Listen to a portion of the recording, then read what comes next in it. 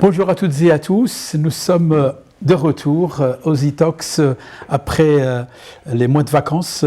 Nous voilà pour aborder un nouveau sujet.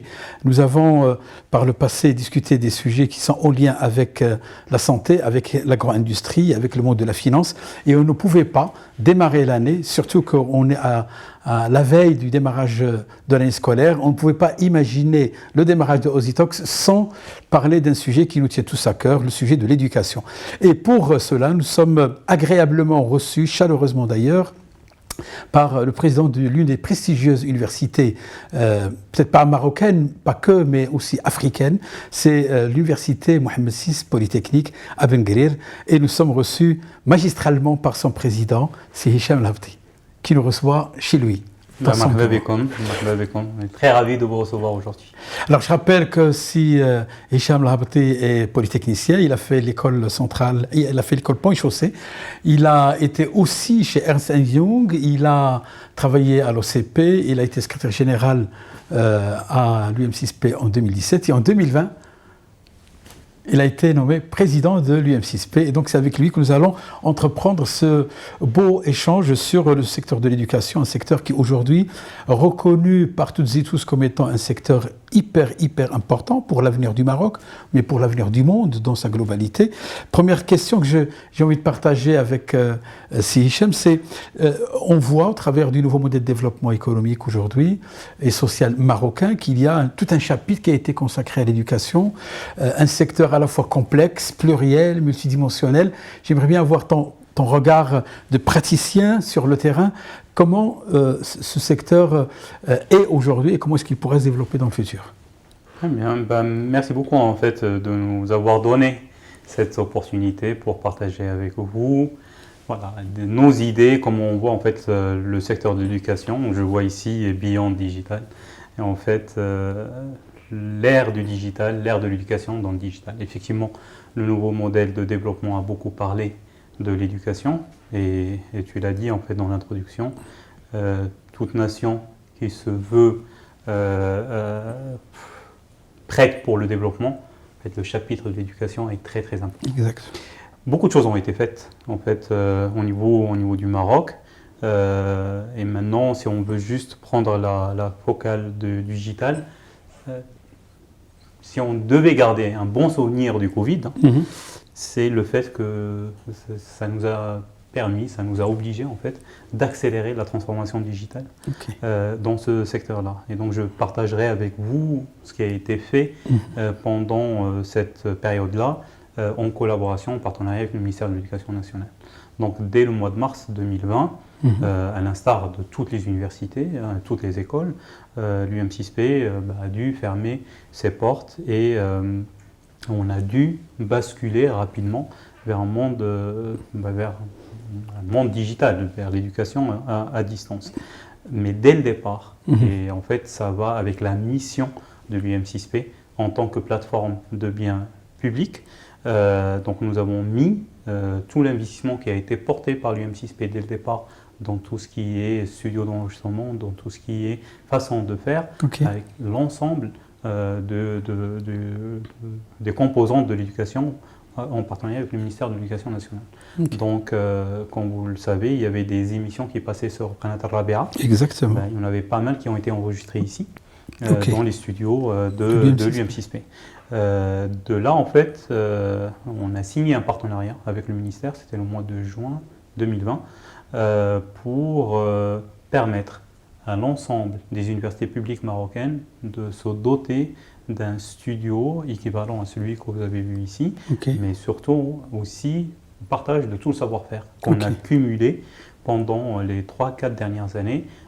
Les premiers studios d'ailleurs ont vu le jour. Je pense que l'ensemble des 12 studios des 12 universités publiques sont soit livrés, soit en cours de livraison dans les prochains jours. Derrière cette idée-là, c'est de développer une plateforme de contenu digital 100% marocain, destiné à l'ensemble des étudiants marocains et après, pourquoi pas, en fait, ouvrir ailleurs.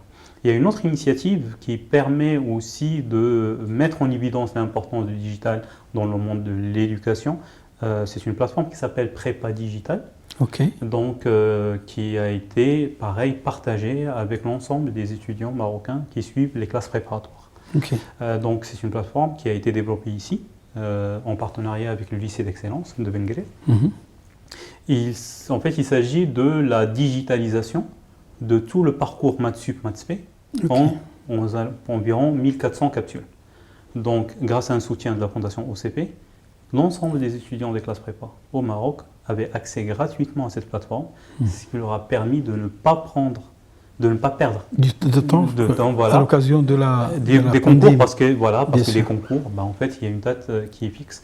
Donc ça, c'était 2020, et pendant l'année scolaire 2020-2021, on a continué. Bien sûr. Et là, on a repris, pas plus tard que ce week-end, j'ai reçu le rapport, il y a plus de 2000 étudiants marocains qui sont déjà connectés, avant même le lancement de... Exactement. Voilà. Donc comprend que le nouveau modèle de développement, en fait, met un accent sur l'éducation.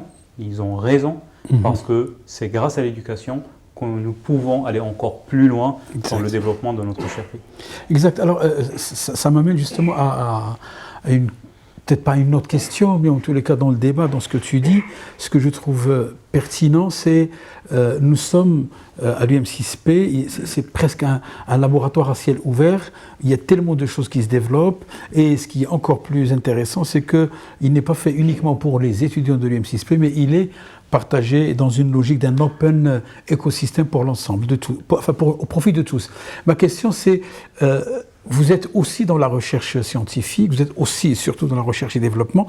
Et donc, une des questions, puisqu'on est beyond du digital, c'est toujours des use cases appliqués. Comment est-ce que ce mix fonctionne entre recherche et développement, valorisation de la recherche scientifique, le digital, pour que ce soit au profit justement de ce développement du secteur? Très bien. En fait, la première chose, c'est ce que j'ai dit tout à l'heure par rapport à l'UM6P. Son ADN, c'est une plateforme de biens publics. Nous sommes là au service de l'écosystème. En fait, dans tout ce qu'on fait, à chaque fois, on garde en tête pourquoi sommes-nous là. Nous sommes là pour impacter positivement l'ensemble de l'écosystème. Donc ça c'est l'ADN. C'est l'ADN. Voilà. Maintenant, autour de cet ADN, comment on fonctionne? Le premier cercle, c'est la recherche. Notre raison d'être, c'est la recherche. Exact. Voilà. Donc, c'est la recherche scientifique, recherche beaucoup plus appliquée qu'une recherche fondamentale, exact, orientée vers les axes que des défis, en fait, orientée vers les défis que confronte le continent africain. Et donc, par conséquent, le Maroc. À savoir la sécurité alimentaire, la formation des leaders de demain, l'industrialisation durable, les défis du changement climatique et ainsi de suite. Donc, c'est avec ça qu'on a commencé. Donc, la première couche, c'est les doctorants. Déjà, c'est les profs, c'est les enseignants-chercheurs, mais qui doivent s'appuyer sur des doctorants. Et de là, en fait, on descend. Pour avoir des doctorants, il faut avoir des étudiants en master. Pour avoir des étudiants en master, il faut avoir des étudiants en licence ou en bachelor. Et donc, ça, c'est le premier cercle. Le deuxième cercle, donc, qui est en lien avec le deuxième cercle, à savoir l'éducation. Exact. Mais il n'y a pas que ça. L'éducation, pour nous, c'est un champ de recherche. Donc, on l'imagine, pour nous, comme une entrée pour faire de la recherche. Par exemple, nous avons un concept à l'intérieur de l'UM6P qui s'appelle le Learning by Doing. Et donc, nous, par exemple, dans une discipline telle que les sciences de l'ingénieur, pour les étudiants qui rejoignent l'UM6P après le bac, il n'y a pas de cours théoriques. Aucun. On leur dit, quand ils viennent, on leur donne un cahier de charge pour leur dire il faut fabriquer un robot avec 3 caractéristiques. Il faut qu'il puisse porter 20 kg, qu'il ait 3 degrés de liberté et que la vitesse maximale de 20 km/h. Un étudiant qui a 17 ans, 18 ans, qui n'a jamais vu de robot de sa vie, premier jour, il se retrouve avec ce cahier de charge. Qu'est-ce qu'il doit faire?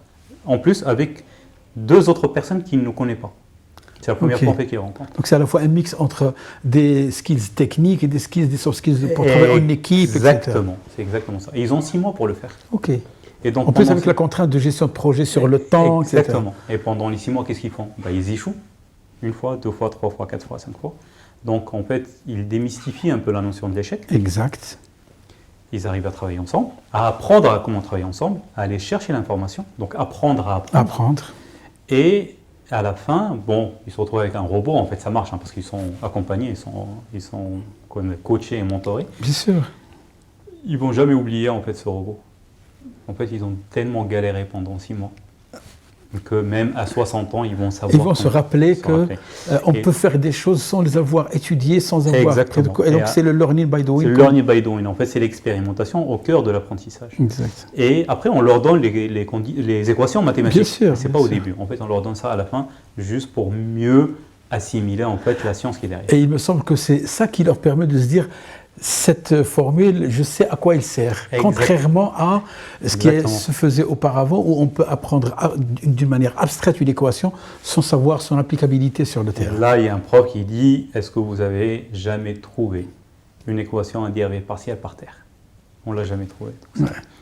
Alors ça, c'est magnifique. Moi, je pense que nos amis de l'OSIM, on a une tendance qui est celle de se dire on aura 30 minutes de débat sur cette capsule. Je pense que pour l'éducation, on va voir un peu plus parce que c'est tellement intéressant et riche, et surtout quand on sait que c'est quelque chose qui profite aux jeunes de 17, 18, 19, 20 ans. Il y a aussi, je pense, une interrogation qui est complémentaire, parce que là, tu as parlé de doctorants, de ceux qui ont des masters, il y a aussi ceux qui vont certainement entreprendre, et il me semble que vous êtes dans une logique aussi de développement de l'entrepreneuriat avec des incubateurs. Exactement. Et là aussi, la technologie, elle est dedans. Elle est dedans, en fait. C'est ça l'avantage d'avoir le digital aujourd'hui, en fait, par rapport à il y a 20, 30, 40 ans. En fait, le digital, c'est un méga accélérateur de toutes les innovations. Okay. Donc on peut toucher l'agriculture sans être un fermier, un agriculteur. Exact. Parce que par contre, comprendre avec des capteurs, jouer avec les algorithmes, travailler sur des modèles de prévision, mais en fait qui permettent d'améliorer le rendement et par conséquent les revenus du fermier. En fait, grosso modo, il y a 4 composantes à l'UM6P. Donc j'ai parlé de la recherche, j'ai parlé de l'éducation, et qui est pour nous aussi une entrée pour la recherche, et qui est en train de complètement se réinventer, comme j'ai dit, grâce, et là il faut rendre hommage à Covid, ça s'est accéléré grâce au digital, parce que là on n'a plus cette appréhension vis-à-vis du distanciel. Maintenant, il faut trouver le bon mix, l'hybride, quelle est la dose du présentiel qu'il faut qu'on intègre. On a essayé le présentiel à 100%, on a essayé le distanciel à 100%, coup, là, maintenant il faut chercher le bon mix. Exactement, on va trouver. Donc la troisième composante, c'est l'entrepreneuriat. Oui. Et donc là, dans tous les curriculums que nous avons, composante entrepreneuriat en termes de formation, et au-delà de la formation, c'est des projets concrets. Donc, en face de l'université, vous avez Startgate. C'est peut-être aller vendre ce robot qui était conçu tout à l'heure. Exactement, et vous avez raison. Je pense cette semaine, la semaine prochaine, il y a une équipe de l'UM6P qui va représenter le Maroc dans une compétition à l'international grâce à un frigo solaire. Donc un frigo où il n'y a pas qui n'est pas branché. D'où est venue l'idée en fait, venue d'un projet comme ça. Donc c'était en fait. Ça me permet aussi de toucher la quatrième composante, à savoir l'impact sur l'écosystème, et surtout ici à Benguéré. Et donc là, c'est dans le cadre d'un projet qui s'appelle Acte d'entreprendre. Tous les étudiants, nos ingénieurs, doivent faire un projet pour la communauté. Et donc, c'était 3 filles et un garçon. C'est une équipe de 4. Il y a un petit village qui n'est pas encore relié à l'électricité, au réseau national. Et donc, il y a un besoin de frigo. C'est à la fois une action sociale, mais qui est basée sur une valorisation de la recherche. Exactement. Avec et sur le business plan, et qu'il faut qu'il transforme ça en une idée de business. Il faut que ce soit rentable, etc. Exactement. C'est pas juste on fait du social pour le social. Exact. Et donc, de cette idée-là, en fait, elles ont continué, cette équipe a continué, 3 ou 4 ans après, un frigo avec lequel il y a pas mal de brevets, et avec lequel ils vont représenter le Maroc dans une compétition internationale.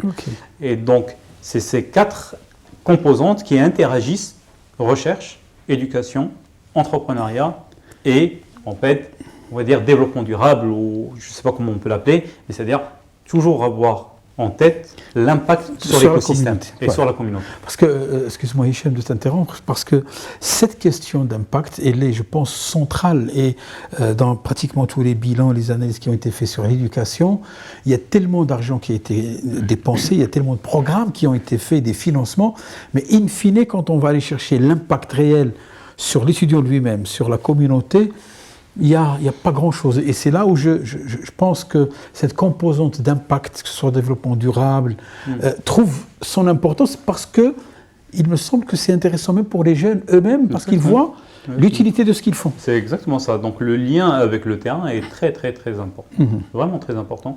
Sur la partie entrepreneuriat, en fait, pareil, on ne les lâche pas dans la nature.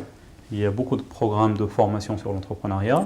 Nous avons des partenariats, par exemple, avec MIT Sandbox. MIT Sandbox, c'est un programme qui a été développé par MIT il y a quelques années, qui donne des bourses jusqu'à $5 000 pour les étudiants, pour qu'ils puissent susciter un peu leur intérêt pour l'entrepreneuriat. Donc on a signé un partenariat avec eux, et là on a permis à c'est la 3e promotion. Chaque promotion, c'est aux alentours de 100 porteurs d'idées, pas que de l'UM6P, c'est l'UM6P, des autres universités ici au Maroc.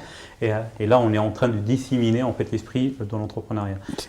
Et l'autre point pour nous, c'est vraiment l'impact. Et pour l'impact, on a par exemple un programme autour de tout ce qui est rural, la problématique de l'eau, la problématique de l'éducation dans le rural. Et ça, en fait, nous lançons ce qu'on appelle des concours auprès des étudiants qui proposent des choses, on les accompagne, on finance. Et donc le lien avec la communauté est toujours présent. D'ailleurs, je pense que dans la première émission de Oz Talks, on avait fait le premier secteur qui nous semblait être touché directement par la pandémie, c'était la santé.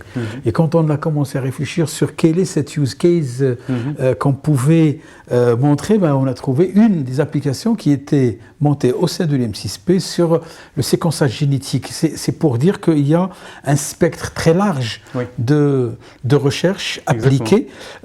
Tu as parlé, Hichem, d'écosystème où j'ai cru comprendre d'un open écosystème, puisqu'il n'est pas fermé, donc il y a tellement. Donc c'est quoi? C'est l'État, c'est le secteur privé, c'est des fondations, c'est tout le monde? Tout. C'est vraiment tout. Par exemple, tu as parlé de l'État, on peut prendre le programme avec le ministère de l'Industrie sur les épiciers. C'est Moroccan Retail, en fait, pour intégrer de la digitalisation dedans. Donc c'est un programme qui est conjoint entre la Fondation OCP, le ministère de l'Industrie et du Commerce et l'UM6P. Les privés, bien sûr, le secteur du privé. Donc nous avons un partenariat avec la CGM, et nous avons de plus en plus de contrats avec le secteur privé. L'administration, que ce soit en termes de recherche, que ce soit en termes de formation, c'est très très important. Et après, d'autres, même en fait des appels à projets à l'international dans lesquels l'UM6P en fait répond et participe, etc. Il y a une question sous-jacente à tout cela, puisque c'est vrai que tu l'as bien dit, c'est un bien public qui est au service de tous. On se dit, à l'ère de la pandémie ou post-Covid, bref, dans cette séquence temporelle dans laquelle nous sommes, on a l'impression d'être sur deux systèmes. Il y a un système tel que l'UM6P, on le voit, il y a une forte agilité, il y a une adaptation très forte, il y a une ouverture sur les partenariats nationaux et internationaux. On peut même changer de curricula, on peut faire un mix en distanciel et présentiel très rapidement, on peut même imaginer une nouvelle manière de faire l'évaluation. Alors, et de l'autre côté, on a d'autres universités. Est-ce que l'idée c'était de tirer le secteur vers le haut par des expérimentations comme celle de l'UM6P et les tirer, et comment cela s'opère sur le terrain? Sinon, on risque d'avoir un décalage entre deux types de populations. En fait, il faut rendre hommage à ce qu'ont fait les universités publiques pendant la période du Covid. Parce que, pareil, il y a quand même beaucoup d'étudiants. Nous, en fait, on a des petites promotions On n'a pas encore atteint la vitesse de croisière, on est toujours en phase de croissance. Et en fait, aussi, les universités publiques ont fait preuve d'une agilité pour pouvoir basculer du présentiel au distanciel. Et donc, la preuve, on est l'utilisation des studios. Il y avait une mobilisation des enseignants, qui est, comme j'ai dit, les studios tournaient presque 24 sur 24 pendant quand même la première phase de la pandémie, on ne savait pas, on ne sortait pas de chez nous, c'est un vrai confinement, c'est pas comme là où on discute tranquillement, mais à l'époque, sortir de chez soi, c'était en soi quelque chose. Et en fait, il y avait des équipes qui étaient là, comme je dis, presque 24 sur 24, et c'est ça qui a permis en fait une continuité pédagogique.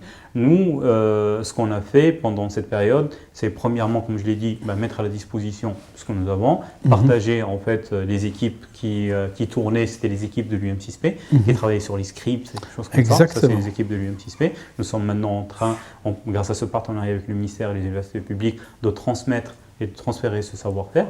Il y a aussi l'application TeamMeetis. La plateforme TeamMeetis a été hébergée ici, à l'UM6P pendant cette période-là. L'application sur les mobiles a été co-développée entre le ministère, l'UM6P et l'école de codage 1337. Donc, ce qui est bien dans ce que tu dis, c'est que toutes ces use cases, au travers de OSItalks, nous, on souhaite justement que tout ça soit connu au grand public, parce que souvent, on se dit, il y a des choses qui ont été développées, c'est facile, etc. Et pourtant, on voit que derrière, c'est tout un volume de travail, c'est des équipes. Exactement. Alors, incroyable. Le TeamMeetis, du jour au lendemain, il y a 9 millions de personnes qui devaient se connecter. Donc, vous pouvez facilement imaginer la bande passante. Exactement. Voilà. Et donc, tout ça, il y a des équipes techniques qui ont travaillé pour assurer que la plateforme soit opérationnelle, sécurisée, accessible à tous, etc. Voilà. Après, il y avait le contenu. Bien sûr. Il est où le contenu? Donc, c'est là où il y avait des choses.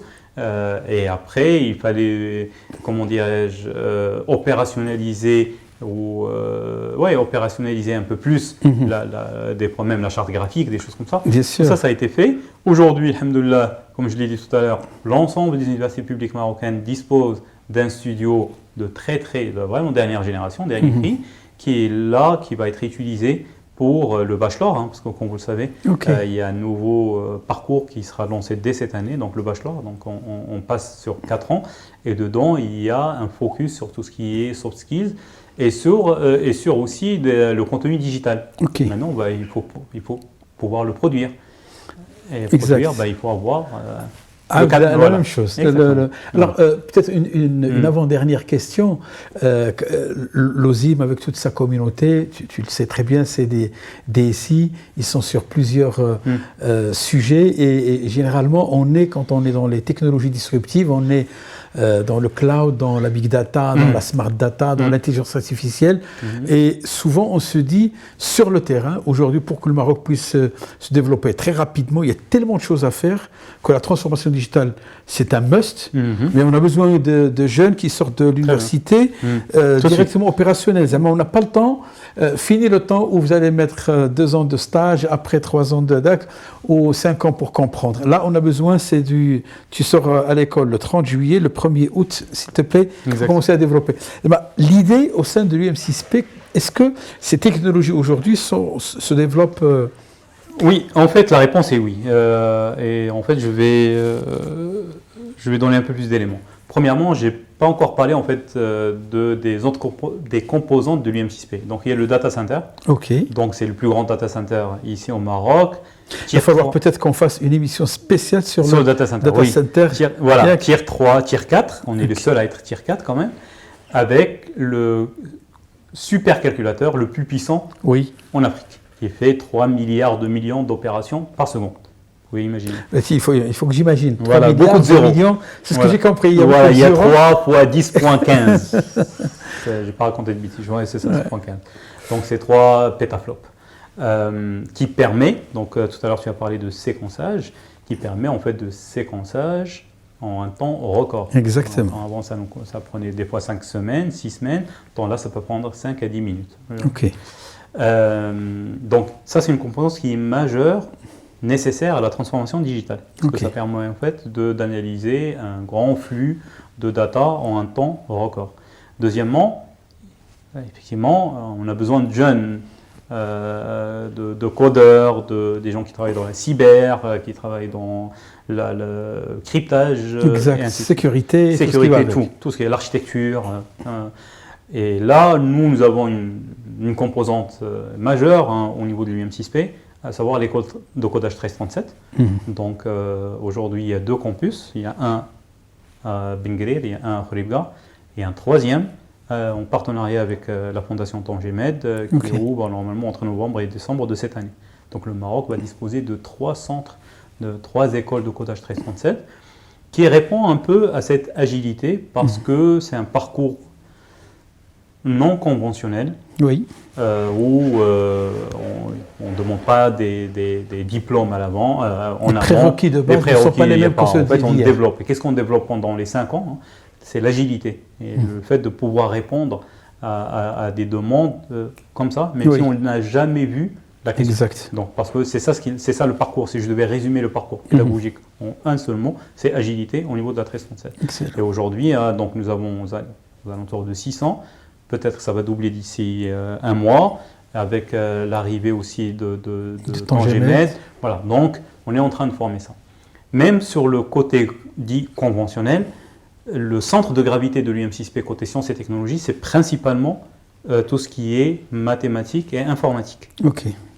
Cette année, on lance la première promotion de l'école Computer Science qui démarre ce vendredi-là, sachant qu'on a des licences en sciences des données et nous avons des masters en sciences des données. Pourquoi en fait tout ça?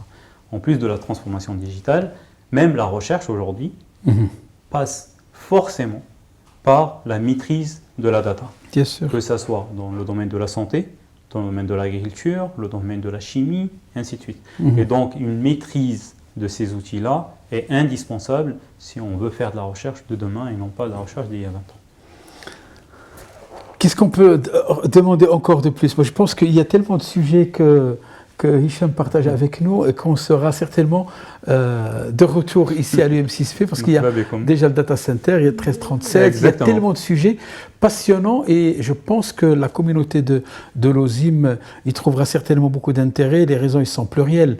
Nous sommes avant tout des papas et des mamans et donc ils sont intéressés par l'avenir de leurs enfants. Nous sommes aussi des citoyens du Maroc, donc intéressés par le développement du Maroc. Et quand on voit ce qui se développe à travers la planète, on se dit mais il y a tout pour qu'on puisse avancer. Et je pense que se saisir de cette séquence qui est celle de la pandémie pour la dépasser.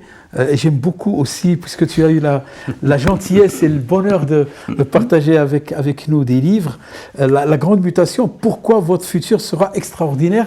Je pense que c'est une belle manière d'envisager le futur. C'est une très bonne nouvelle. Si tu devais envoyer un message à la communauté OSIM, ce serait quoi, en guise de conclusion? Là, c'est ça la caméra. Voilà, j'ai appris. Donc, en fait, le seul message qu'il y a, c'est que l'UM6P, en fait, dispose plusieurs atouts qui sont au service, en fait, de l'association, à savoir, comme je l'ai dit tout à l'heure, que ce soit le data center, que ce soit, en fait, surtout l'état d'esprit que nous développons au sein de l'UM6P, à savoir un esprit d'agilité, à savoir un esprit de open mind, d'ouverture. On met l'accent aussi sur tout ce qui est ouverture culturelle, sur tout ce qui est lien et l'impact à la communauté. Et ça, je sais que c'est un sujet que vous avez très cher. Après, en fait, les autres, le réseau de nos partenariats. Donc, nous avons plus de 100 partenaires de très, très, très haut vol au niveau mondial. Et tout ça, en fait, on le mettra à la disposition de OSIM en fonction de vos besoins.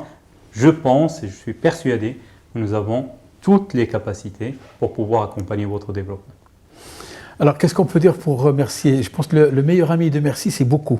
Donc, on te dira merci beaucoup au nom de l'OSIM. Merci pour l'accueil extrêmement chaleureux, pour l'échange extrêmement enrichissant, pour l'invitation à venir et à revenir. Ah oui, ça me rappelle, venez, revenez quand vous voulez. Et surtout sur ce mot qui, je pense, illustre bien l'ADN aussi de l'OSIM et de tous ses partenaires. C'est cette capacité à la fois d'être open mind et de pouvoir réinventer ensemble ensemble, nous aimons beaucoup ce mot, ensemble pour un Maroc meilleur. Merci pour l'invitation. Merci. Et on te dit à très très bientôt parce que je n'ai pas oublié le data center et le 1337. Le 1337, c'est bon, il y a 2 sujets chez nous. Merci beaucoup. Merci. Et on se dit à très très bientôt, toute la communauté OSIM, merci et à très vite.